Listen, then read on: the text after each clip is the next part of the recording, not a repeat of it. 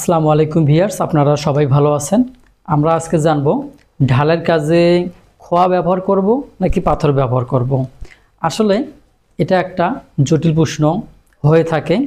আমরা যে ঢালাইগুলো করে থাকি স্ল্যাব, কলাম, বিম, ফাউন্ডেশন, গেট বিম, এই ঢালাইগুলোতে কোন জিনিসটা ব্যবহার করলে আমার টেকসই হবে এবং আমাদের যে বিল্ডিংগুলো করি আমরা লং লাস্টিং হবে, এই সম্বন্ধে আজকে আমরা জানব। এখন হয়তো আপনারা চিন্তা করবেন যে পাথরের দাম বেশি, খোয়ার দাম কম। তো যাই হোক, এগুলো নিয়ে সব বিষয় নিয়ে আমরা আজকে আলোচনা করব। তো আমরা প্রথমেই জানব যে পাথর এবং খোয়ার ভিতরের পার্থক্যটা কী জিনিস। আগে আমরা দেখব এই পাথরটা কী জিনিস। এই পাথর হচ্ছে যে শক্ত আকৃতির একটা বস্তু। আমরা প্রথমে লিখতে পারি স্টোন ভার্সেস ব্রিক চিপস।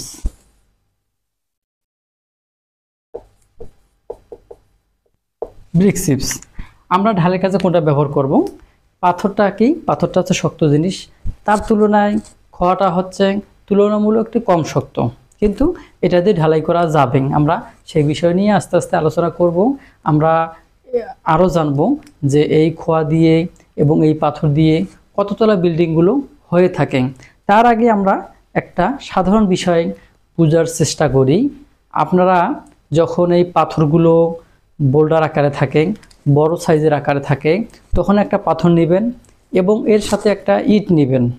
এখন এই পাথর এবং ইটটা ভাঙতে চেষ্টা করবেন। দেখবেন যে কত সময়ে একটা পাথর ভাঙতে পারেন এবং কত সময় একটা খোয়া ভাঙতে পারেন বা ইট ভাঙতে পারেন। দেখবেন যে ইট ভাঙার থেকে পাথর ভাঙাটা বেশি কষ্ট হবে বা ভাঙতে বেশি সময় লাগবে। তো এখান থেকে বোঝা যাবে সাধারণভাবে যে এই পাথরটা কত শক্ত। এই পাথর কিন্তু আদিকাল থেকে মানুষ ব্যবহার করে আসতেছে।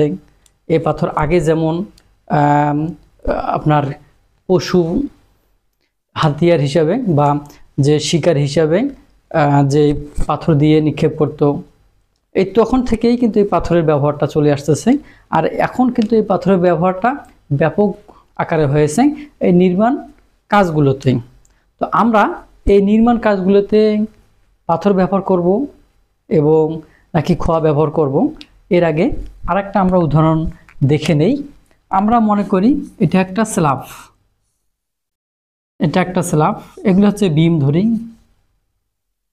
বিম, আর এগুলো হচ্ছে কি কলাম, এগুলো কলাম। তাহলে এটা হচ্ছে বিম, এটা কলাম। এরপরে আমাদের কি চলে আসবে? এখানে ফাউন্ডেশন চলে আসলো, আমরা ফাউন্ডেশন দিয়ে দিলাম।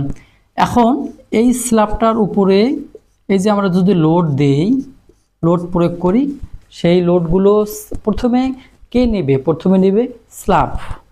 এরপরে স্ল্যাবের পরে লোড আসবে বিমে, বিমে লোড আসলো। এরপরে এই বিমের লোডটা কোথায় ট্রান্সফার করবে? কলামে ট্রান্সফার করবে, অর্থাৎ এই লোডটা এখানে যাবে, এই লোডটা এই কলামে চলে আসবে। এখন এই কলাম থেকে এই লোডটা চলে যাবে কোথায়? বেজের উপরে। তাহলে চিন্তা করেন আমাদের এই লোডগুলো কে বেশি নিচ্ছে? বেশি নিচ্ছে আমাদের ফাউন্ডেশন বা বেস। এই বেজে লোডটা অত্যাধিক আসতেছে এবং এর সাথে সাথে আপনার এই কলামে লোড আসতেছে বেশি। এই লোড কলাম থেকে বেজে আসতেছে। তার মানে আমরা যদি ধরে নেই যে আমাদের এই বেস এবং এই কলাম,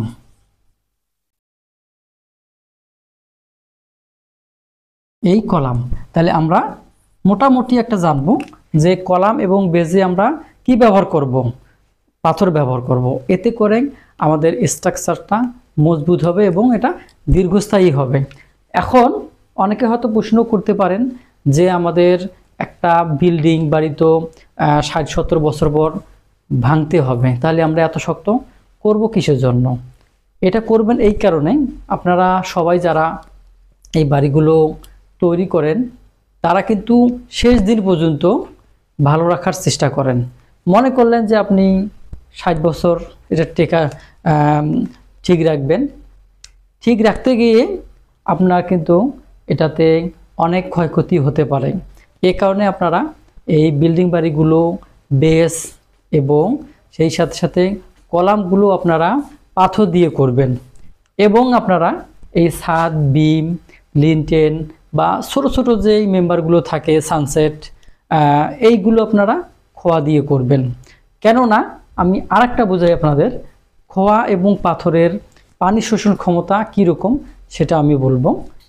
আপনারা দেখেন একটা পাথর পানি এত সহজে সে কি শোষণ করবে না, আর একটা ইট যখন পানির সংস্পর্শে থাকে অথবা পানিতে থাকে তখন কিন্তু আপনার এই ইটটা সহজেই পানি শোষণ করে এটাকে রড পর্যন্ত নিয়ে যায়।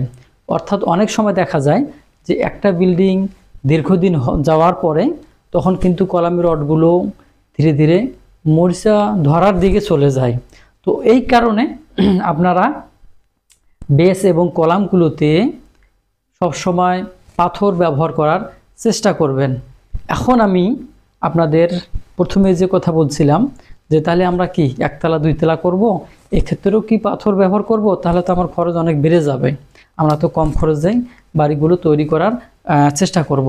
তো সেটা হচ্ছে যে এই বিষয়ে যদি আমি বলি যে আপনারা একতলা, দুইতলা, তিনতলা, এমনকি আপনারা সর্বোচ্চ 5 তলা পর্যন্ত আপনারা সব খোয়া দিয়ে করতে পারবেন। আপনারা বেস, কলাম, বিম, ছাদ যা আছে সব কিন্তু করতে পারবেন 5 তলা পর্যন্ত। এখন যখনই হাইরাস বিল্ডিংয়ে যাবেন, আমরা হাইরাস বিল্ডিং কোনগুলোকে বলবো, আমরা যেগুলো 6 তলার অধিক সেগুলো বলবো। এইগুলোতে অবশ্যই আপনারা পাথরটা ব্যবহার করবেন। এই পাথর এবং খোয়ার যে বাজেট টাকা, সেটা কিন্তু বেশি একটা ডিফারেন্স নাই। হয়তো আপনার সিফটি প্রতিতে 30, 40, 50, 60 টাকা কম বেশি হতে পারে। অনেক সময় দেখা যায় যে এই খোয়ার থেকে আপনার পাথর সাশ্রয়ী হয় অনেক জায়গায়। তো যাই হোক, এইগুলো বিষয়ে খেয়াল রাখলে আপনারা হাইরাইজ বিল্ডিংগুলোতে অবশ্যই পাথর ব্যবহার করবেন। এবং আপনাদের যদি বাজেট স্বচ্ছ থাকে, বাজেট ভালো থাকে, তাহলে আপনারা 2-3 তলা যে বিল্ডিংগুলো চিন্তা ভাবনা করতেছেন বা কাজ শুরু করছেন, তারা কিন্তু এই পাথর দিয়ে কলাম এবং বেস এইগুলো ঢালাই করতে পারেন। এতে করে আপনাদের ঢালাইটা ভালো হবে, আর আপনাদের যে ছাদ থাকবে, বিম থাকবে, এগুলো আপনারা খোয়া দিয়ে ব্যবহার করতে পারবেন। কেননা যখনই আপনার এগুলো খোয়া ব্যবহার করবেন, এতে করে লোডটাও কম হবে এবং এতে আপনার খরচও বাঁচবে। তো যাই হোক, আমি ভিডিও এখানে শেষ করব। এরপরও আপনাদের কোনো প্রশ্ন থাকলে অবশ্যই আপনারা কমেন্ট বক্সে জানাবেন। তো আশা করি আপনারা ভালো থাকেন, সুস্থ থাকেন। আল্লাহ হাফেজ।